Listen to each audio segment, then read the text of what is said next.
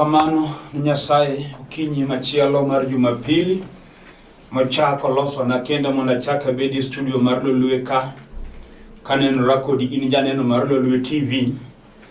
En Jumapili maber kendo wa Nyasaye iko mondo wachak watudre kodi e wach Nyasaye kokalo e Lolwe TV.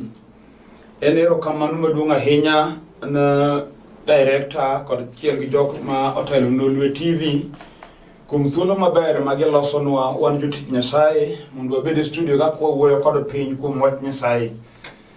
Nyasaye ma jagweth onego gwedh Lolwe TV kendo med yaro tong' mar pinye kendo TV mar Lolwe onego dhi mabor nikech ng'wono motimo komiwa thuolo wan jotich Nyasaye mondo wayal ka.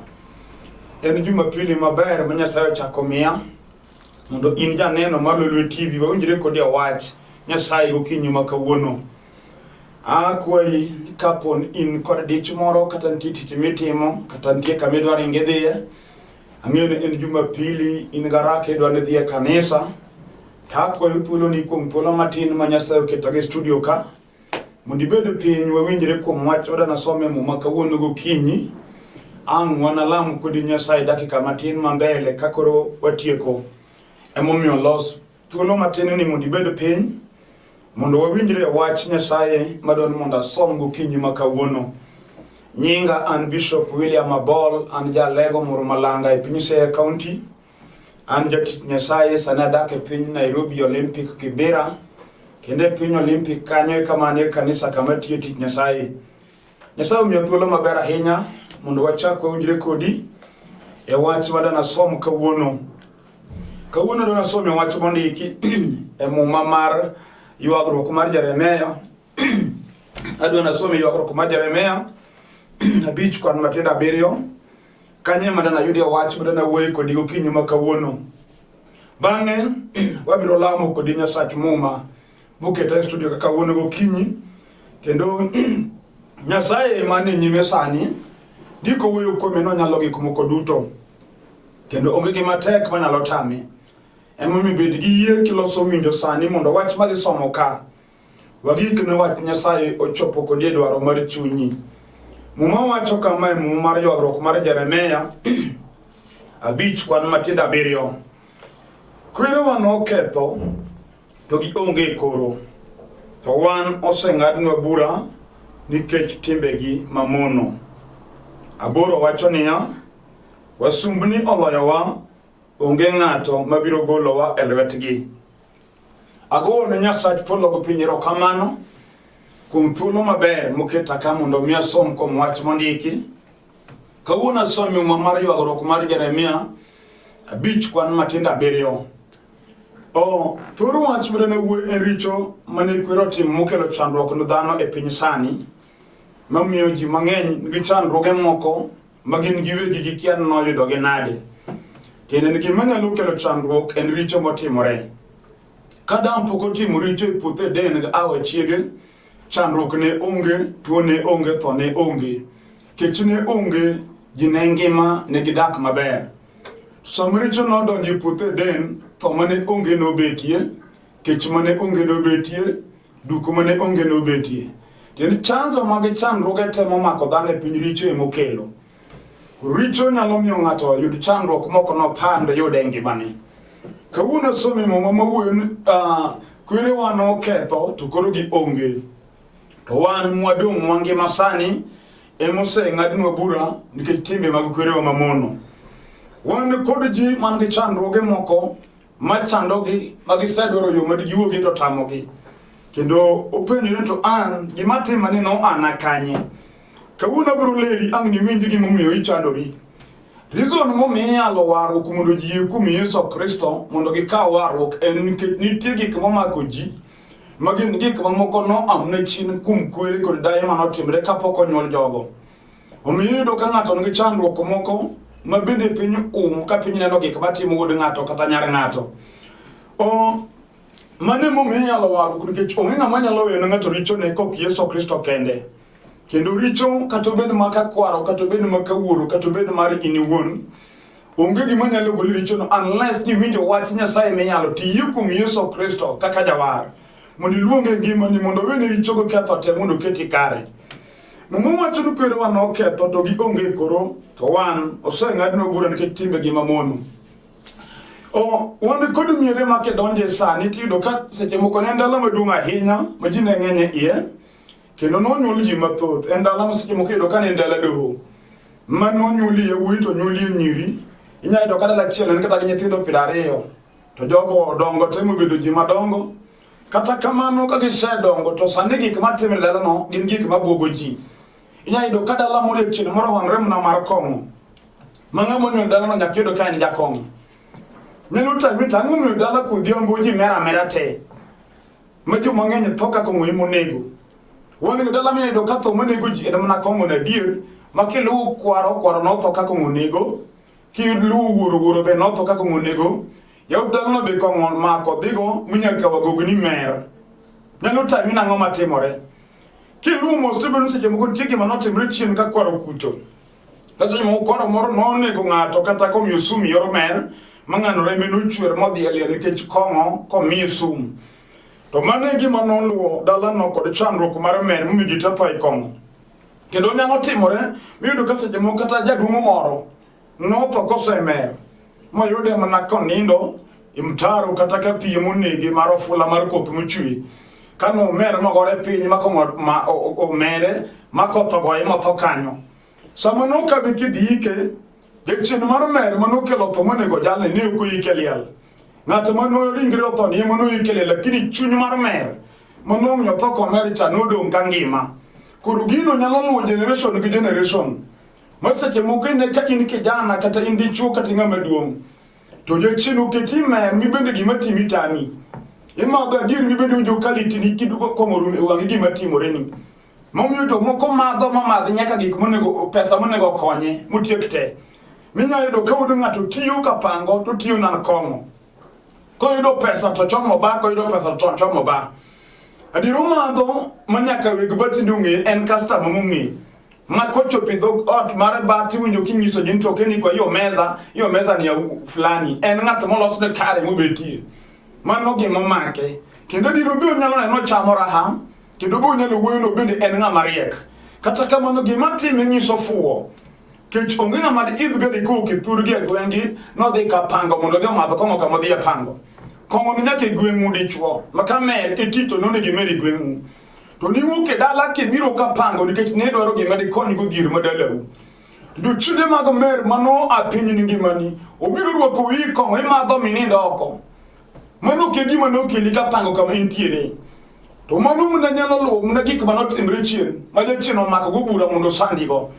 Seche moko wuoyo kodi ukinyi sani ni meru tieno nyaka piny rum koro ichungo kinyi bete sofa sani nena ibedo litne chunyi gimo mi mer kamano chunyi dwaro kaka diwe kong'o to tamore kawuono adwa ni winj wach mayalo ni tiye ichunyi ma iye Nyasaye mokete studio kan ge teko biro goli e kong'o no kiye samu gi kang'o lemo Yesu biro goli lo jochede momakigo nikech seche moko chulo goyi moko ni holo sama ni gigo timre ni onge kinde makoro chulo gope makwere ni no holo adiri sandi en mer ma imera adiri mikiari mi poka seche moko jomoko mer ma we nyaka woche ka mer osmadho mapesuru ma kong'o woche ne bo chwo singo kuno do gitiende nono uno chege ne jokuge omae kata opodho kama ma orolale tiende kata kama nong'e maber no madho mopesuru mone ma kong'o woche bo chako uso kuno wan ng'ata makata sim to sim ko nyalo bedo go dweche 2 konyew sim to bang' muda matin kodhi e to mer ma usne ga sim kuno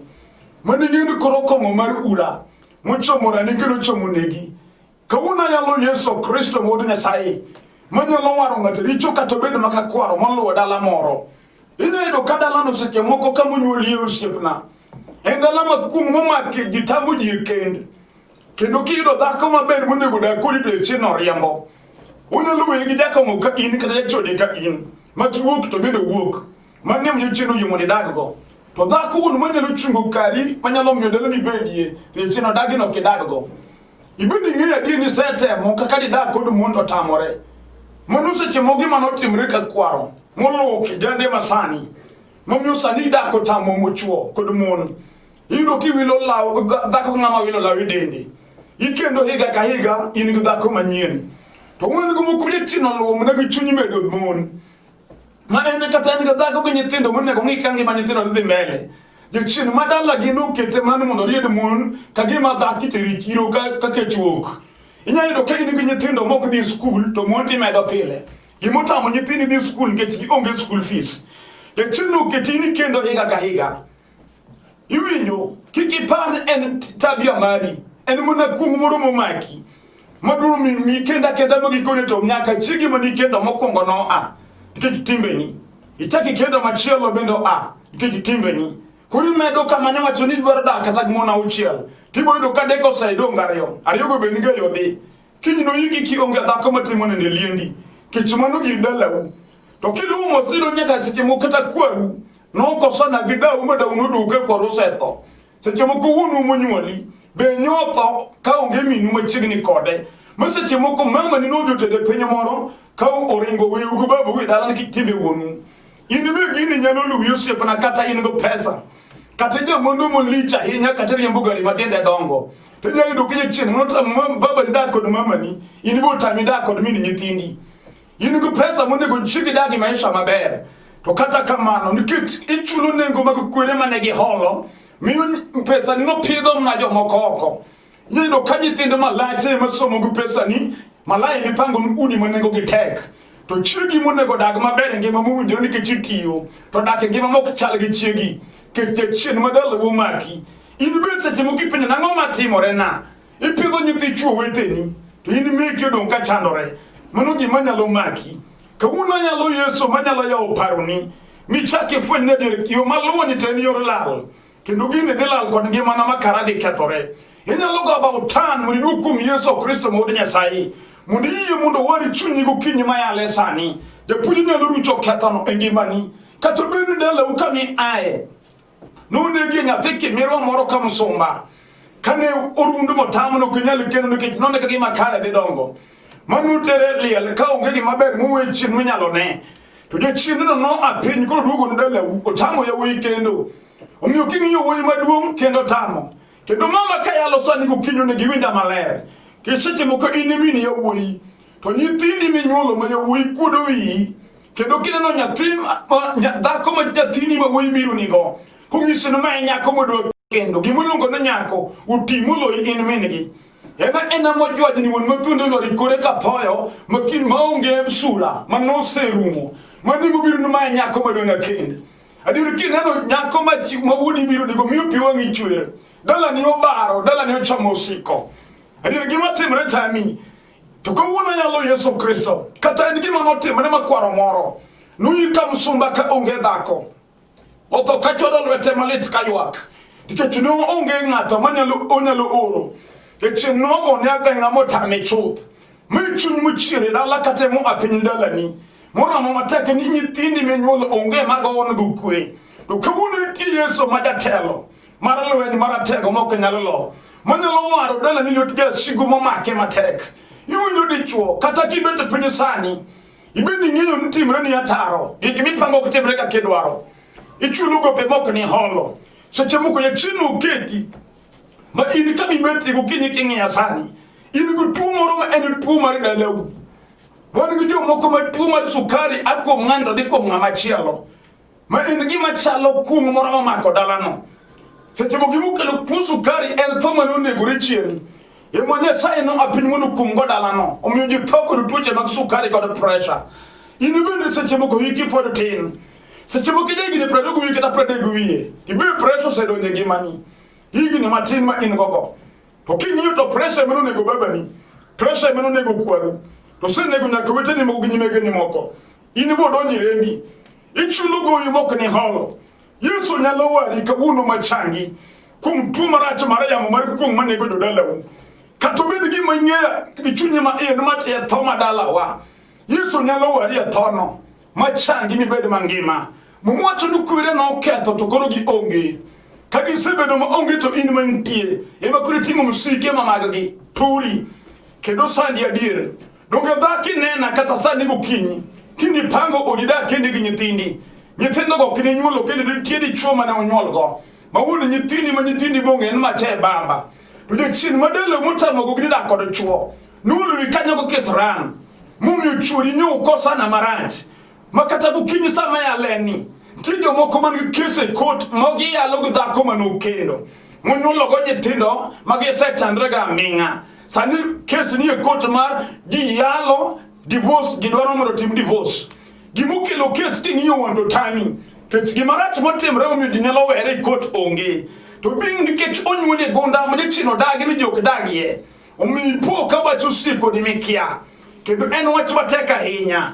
To kinyi sama yaleni Yesu wuod Nyasaye man gi teko nyalo donji kati mari kod chiegi kata gi chuori maket kes jachino kelo mar divorce machak duoku mubed gi moro achiel kech gimomiyo uweru king'iyo maber to onge. Chuori pok onegi, in kata seche moko dhako pok inego chuori.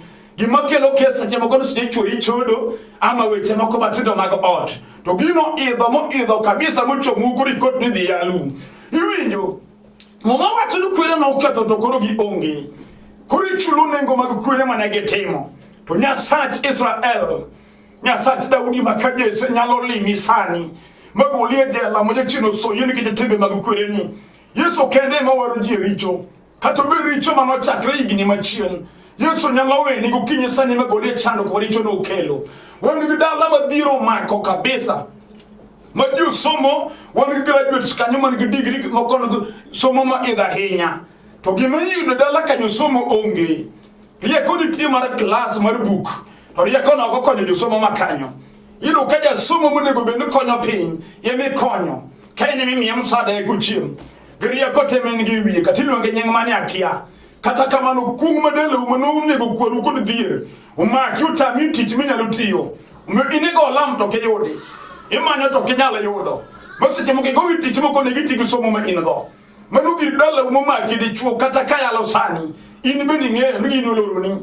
Isedoro yo mibedi yudo tich kaka joweteni otamore. Kech kamunyuoli ye jachino dagi ni ng'ato kubed kodgi maber. Omiyo dir kata king'iyo ot midaki ot omunjre kodi. Kata king'iyo maisha ma in go ken maisha munjre kodi. Isepenjo nang'o matimore na. Kawuono nyalo gima nyalo kelo chandruok. Momaki osiepna momiyo iduogo e kind ji. Momiyo kiromo gi jomong'eyi tipondo negi. Nikech chal kaka onego ging'eyi. To Yesu nyalo golie jelano, nyalo golie chandruogno. Machak timi dhano ma pinyne. Onge gima tamo Nyasach Israel. Kata bende chino go kodi. Ni ini matindi kwecho ye kichiem. Ikwecho ya kirwaka nanga. To domikwayo gir nyithindo matindo ma itoki. E chino dieri kin jodalano in makum madalo dong kodi. Jaduno wacho no gundo kodong nono. Gundo nyalo diro daktari madong daktari bura. Miudu ka daktari mariek wichido jo hospital. Uromake mar musomba mar dak kende utedore kende. Kendo tame grieko nagote. Kech gundo dong kode. Kendo kidhi to wacho ni kisungo madongo kabisa. To kisungo madongo mwacho go dhako tame kendo. Mano gimoling kode momake. Rieko ni no kwa mukodi dichuo kata iwacho ne riek. Dak rieko no miye dhako medako go. Mano gir mo ani pin modong kodi. Mamanya logo likanye en mana Yesu kende mayalo sani. Kati bedi jal mariek mo pinyu wuoyo kuome. E chini nyalo lo Yosepna. Miyudo kaka tagrieko ni gote. Yunge kata mna ot galo ukami ae. Ki dokti ni negari minyeo emagari ot meninde. Ki pango ni nigeru le chino keto gedo mari. Umyuseche mogo ukinyi sama yaleni. Wani gijim. Makata usiepene gijo mungeye. Komo wachuok ni dida la kamano nyole toko dwar. Ki chongeni wichkuto ma engo duong. Ke chino loroni. To kawuna yalo Yesu mudiko wuoyo kuome. Yesu wachon aniyeyo aniya diera kendo aniya ngima.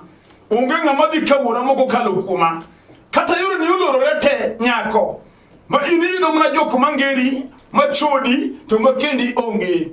Wanda gi nyiri wichino yen gi yudo joma megi ukimi to megi nyach. Goma megi ich to makende melonge chige to tamore. Omiyo ini gi nyithindo mamoro kamoro no kod wuongi. To ng'ama kendi kuom wuon nyithindo gi otamore. Mano gir dala umoloro ni omi dhi iki tok dala. Kiwe kanyo ka ng'ama timne ne lindi koro onge. Kendo dhi to mar wich kuot. Keja chien mar dalo maki utami dhi tedo. Beti jaber ndi bendi ng'eyo kata kingi iki neno keja chia. Riek be riek somo bil somo seche moko pesa be nigi lweti. To ja chien mar dala utami. Bendi yie chunyi no tami adir. Inya yudo ng'ama ber adir mochako pango. Uwo maber ga kodar mondo udagi. To gir dala udonja katikati mari kod jalni. tu chonyre magi molaro maber onge makeso rum kamano manu gima timi kiki par na to Malawi ni tiri choma no timore muchunga nyimi kod kend mudagi no kinal gi tedo ng'at manyodo mukoricho no oko en Yesu kende ene manu gure msalaba Kalvari konyo no musomal ge tiende to lweto ma ko musomal rendi Yesu manu chure msalaba emuti kuricho nyaka maga kwaro ma kato nyuli dala ma dumne ajuoga ma janawi manu nigo jego ngapinyo go nduru kod nyinge nigo yowi matindo meka mayo yondili el kapodo tindo moko kendo moko nego ka onge kod karegi makara jolal kamano kindere mo manu chure no dugo yoke dala nyuchi mundi yowi mukende kanyemo chulo nego yuno ki mako itu ichwer magi machiro ibene kia omiyo ki mako itu ta uchel iwok karare mo manu chure gonda ne ma yoke tok dala no mi omuoni chulo nego makone gi holo inyalo kinde nyara ng'ato ma jachiemo dende bere dala no to bang du chadeka ng'o dende dhako kethre molokre gimoro nono uchine mana no chamo dende dhako ketni tigi mano timre ba chamo diagunda no kawuno yalo Yesu manalo chungo yamono katobiri nayi manu nego jiegwen majiung'eyo jiwacho ndala ka ng'ane to ne ok nyalo dhi maber gima koro notimo kanyo ni wang'eyo omiyo tidi nyuolo mnara urni kanyo ji olokre jokong'o te dalo dong mang'ami nyalo gen onge lo momiyo ni nego ji tino dong ka jomoko no ni mapuro yowuyi mani mako lo tino rane te piny moko mna joter moko madho maduoko bana long nyaka ichogogi kawacho ni onge to onge adier en ng'ama onge kaka owacho no ket gima notimre dalo mako dala kod kuom seche moko osiepna gimi mer momaki no kata chuny moketi ter no inyalo penjo nang'o momiyo an kijana matin tabara timo gik mokowinjore koda gima notimre momaki inyalo bodho gino kiwinjo Yesu kayalo sani nyalo wacho da gir modong duoko ka chuny nengo moko na holo ka Yesu nyalo gole jela momaka betsandani ka wuni wara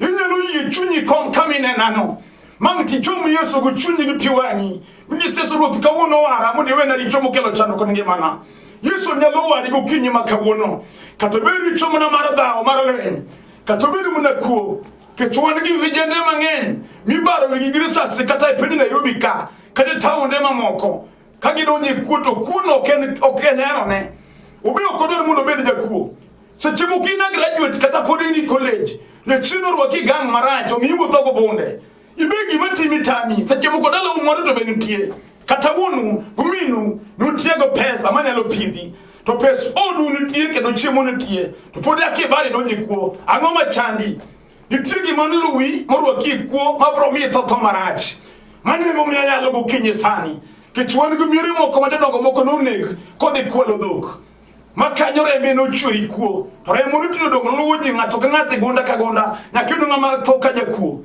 ini be gino nyalo maki kijana nyalo paro ni en pon kata nyalo paro ni en fashion tiwinjo manu de chin madala mu ane pinyi mo hido no wongi gitail machoko maka ka de nyodor en makalilo kimi di kelier Yesu nyalo wari kawuono mi wogi kugo group parat mi woteno mi dwoko bonde kiti nyalo re kiwinjo ko mwach mayalo kingdoro ng'eyo adier penjri jo kuga di mung'eyo to ere maendeleo magin go to gikwelo pile pile ere dongruok magin go modile ni baro iweyo ichomo kamarad dugu kum Yesu jalo manyalo miyo moriere gimurwa kiku ena timbe magukure machon majomoko notho koninde rembegi kichumoko nogo kod kidi makite no baro wigi marembegi no chwere magininde barabara kum timbe manege temo to mone ma satano lo inebo makelo ne totono tobilano to kawuna yalo Yesu manyalo wari kum gimarat nyechin timbe ngimani kwere wa no ketho to konogi onge to wani moseng'adnwa bura kitimbe gimamono to gindo bura momng'ad ndalani momiyo tinendeni kata ki iwuotho ti iwinjo kiwuoyo kendi gima timi tamo wang'i wan ga dhako ma chunyi tiyo chidagni chuo kage dake to winjo ka chunyo daga ng'ano ka beso chire chida to kela kala kesendo fundu gi keto kata to penyta dhiambo iwe ja odini ketano gima nyalo wacho onge tigi ma chiro chunye kod ditedo ma chiro chunye gi chuo kodak go gino semi we chuo kiwuotho kidhi isore sandi ga minga mane wach muketa kamo na wuoyi kodi kawuno Yesu nyalo wari ma chandruok no weyi kato bede chin maketho pesa kuomi momi in go fodho go kod goyi pile iti do pesa to gimi pango pesa ko timre pesa kethore kama numeru magi mokonyi go onge wan gi joma udi magidake gin gi ka pesa onge to ka kuodo pesa to pesa ketho kwe mi ka jigore od ke pesa biro mon le chiri dir moko dwaro dongo kawuono kinyi sani Nyasaye moketa ka wadwala mokodi gokinyi makawuono mundo guli richo makwere no timo ukelo chando komitindi chandori mundo guli kilo timni mabani mundi ber janeno kata beni tu kawuono yeye ke chini Nyasaye madwala mokodi sani mama katikoso kwe odi kawuono ndiye Yesu manyalo kelo ni kwe madok hera mani uchago chono kodi ja odi adwala mokodi Nyasaye no kinyi makawuono kata beni manu tijo kinyal nwango kawuono ndiye Nyasaye mabro golo dir kod chandruok kukisarani mutelo mbele ne pele mundo Yesu wodi Nyasaye mitich medwaro katubide chien musike tidhako kimako tiyango igo pala ka golo nyathie i manu ningo be chulo kawuono wadala mokodi Nyasaye ukinyi sane unyo kathuolo bema oromo mundo walam kod ngato ka ngato man kod dwaro yikumi Yesu Kristo mawuoyo kuome sani mundo goli gi kamaricho bje chien time ngimani mundo ibede ja neno ni Yesu nyalo imundo adoni kamibeti ko mina nani kiyudo yie ni dwaro go chonge piny walam kodi Nyasaye kata kitu ka ulwiti kora chichiketi kamarami kata kenye chinu kongo kawuono yeye chunyi ma eti ngisi Yesu Ruth kawuono wale chunya mudi gola ikongo ya punyi dwa wari sani adwano walam kodi Nyasaye kamibeti sani imumi yudi yie mundo walem wuro malere nyingi Yesu wa Nazareth iro kamanu kete dhako ni gidi chuoni kijana ni kata nyako ni Nyasaye jadumu ni kata dayo ni gibete pinyo kinye sani rutuko mwachi matek ule chine samba gonge mane riyabadi marunguno Nyasaye mundi ware chunjali badoro waru wakani igol oko richuma kukwiri mukele ne peko de chandu gange mane rutu riyabadi mundi change jala matuoni riyabadi mundi gonjo mnyuchino tuyo sani ase orienge mangato kode ngato Nyasaye maduong mundo lochi kuteko mari otimtije badonge gimagi ase yene sa temo kechini Nyasaye mokolokre duongo do paglo chodogni manyaka chieng enyingi Yesu Kristo Ruoth amen. An Bishop William Abol an jalego mormalanga kakana sewacho sana dake piny Olympic Kibera kendo kanye kamane kanisa kama titi Nyasaye bed gi yie kuom Nyasaye moselamo kodi kendo kuom yie mar chunyi Nyasaye osegoli gima ne timore ni dwar kanisa kamiya injili mar warruok mondo idhi kanyo idonji ilam Nyasaye bro tingi malo gik matimore ni go Nyasaye bro loyoni agon Nyasaye rokamano jowadwa mane piny Dandora asebedo ka yudo simbe mang'eny kodwaro mondo wanere to kawuono Jumapili ni an Dandora kanyo kochakre saa 4:30 adhi bedo Dandora koro ka in e gweng' ma Dandora kata in Lucky Sama kata in Baba Dogo area no te wanyalo romo kodi Dandora phase 4 buta wendo kanyo adhi bedo kanyo gi chokruok kendo adhi romo gi ji kanyo emomiyo kamoro amora mantie igochna ikaw namba na muni gochna ka in area no mondo warade piny Dandora kawuono ni kochakre saa 4:30 namba na mar sime en 0721 280025 0721 280025 Airtel number and 0782 495 083 0782 495 083 Waromo Dandora gokinyi makawuono Nyasaye kwe mondo bed kod ng'ato ka ng'ato. Shalom.